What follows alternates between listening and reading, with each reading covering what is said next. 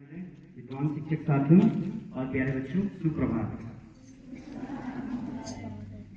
आज मैं साप्ताहिक वीर बाल दिवस जो कार्यक्रम इसको आयोजित हो रहा है, इसके अंतर्गत शिक्षक उद्बोधन हेतु यहाँ मंच पर उपस्थित हूँ और अपनी जो बात है इन दो पंक्तियों के साथ प्रारंभ करूंगा कि सूरज सो पहचानिए जो लड़े, सूरज सो पहचानिए जो लड़े दिन के हेत, पूजा पूजा कट मरे कभू न छाड़े खेत। इस दोहे के माध्यम से गोविंद सिंह जी यह कहना चाहते हैं कि वीर या सूर वही है जो सत्य, सच्चाई या धर्म के खातिर अपने जीवन को भी अर्पित कर देता है, चाहे उसके शरीर के टुकड़े टुकड़े हो जाए, वह अपने कर्तव्य से पीछे नहीं हटता। बाल दिवस और वीर बाल दिवस दोनों में अंतर है। बाल दिवस हम देश के प्रथम प्रधानमंत्री पंडित जवाहरलाल नेहरू के जन्म दिवस को मनाते हैं क्योंकि उनको बच्चे बहुत प्रिय थे। और वीर बाल दिवस यह शहादत दिवस है, बलिदान दिवस है, जिनके बारे में मैं अभी आपको बता रहा हूँ। कहानी कुछ इस तरह से है कि लगभग 1600 के आसपास जब देश में मुगलों का शासन था, तब जो मुगल सम्राट औरंगजेब थे उनका हिंदुओं पर अत्याचार बढ़ते जा रहा था। तो हिंदुओं से रक्षा करने के लिए गुरु गोविंद सिंह, जो कि सिखों के 10वें गुरु थे और उनके अंतिम गुरु थे, उन्होंने खालसा पंथ की स्थापना की। खालसा के बारे में कहते हैं, आपने सुना होगा कि गुरु जी भी खालसा गुरु जी का पता था, अर्थात जो गुरु के साथ है, सच्चाई के साथ है, सत्य के साथ है, उनकी विजय होती है।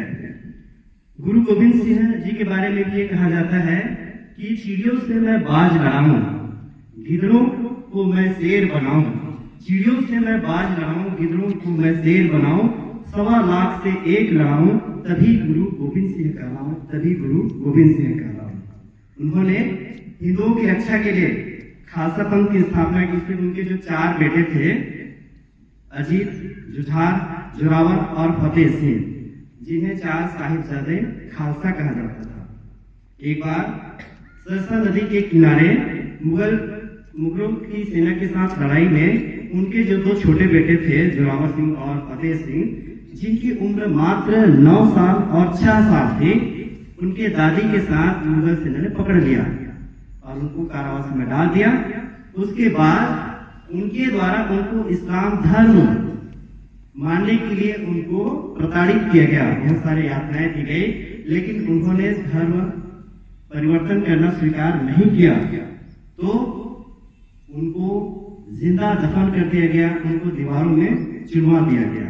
बाद उनके जो 2 बेटे थे उनको भी मार दिया गया था।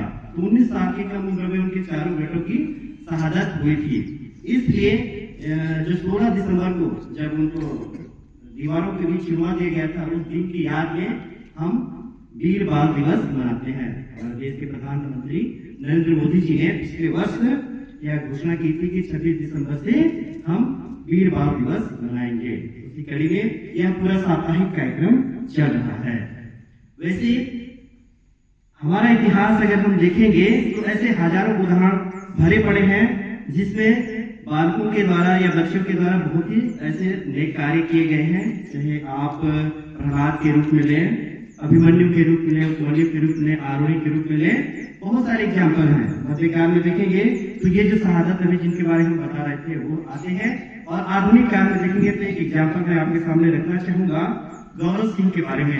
1999 में जब पाकिस्तानी सेना कारगिल पर कब्जा कर लिए थे वहां पहाड़ों पर, तो उस समय जो भारतीय सेना को, चूंकि जो हाईवे था वो भी उनके द्वारा रोक लिया गया था, तो उनको जो खाना दवाइयों की पूर्ति ठीक से नहीं हो पा रही थी, तो वहीं पास के गांव में एक लड़का था गौरव सिंह, उसने उनकी पूरी मदद की। वो पूरा खाने के सामान के साथ दवाइयों की पूर्ति उनके पास करता था।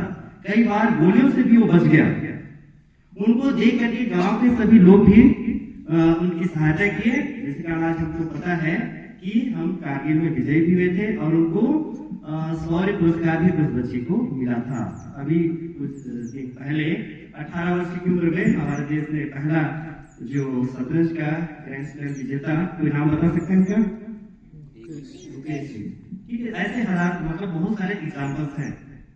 तो इसके लिए कोई महान कार्य करने के लिए, सेवा करने के लिए, अपने कर्तव्यों को निर्वहन करने के लिए उम्र कोई मायने नहीं रखता है। जरूरत है केवल हमें अपने अंदर की शक्ति को पहचानने की, अपने टैलेंट को पहचानने की और कर्तव्यनिष्ठ होने की। तो आज के दिन हम इस शहादत दिवस पर यह संकल्प लें। मैं आपके लिए कुछ संकल्प लेके आया हूँ, तो आप भी मेरे साथ इसको दोहराएंगे और कोशिश करेंगे इन संकल्पों को अपने जीवन में लाने की। तो सबसे पहले पोजीशन ले लीजिए, संकल्प स्थिति। मैं संकल्प करता हूँ कि हर धर्म और संस्कृति का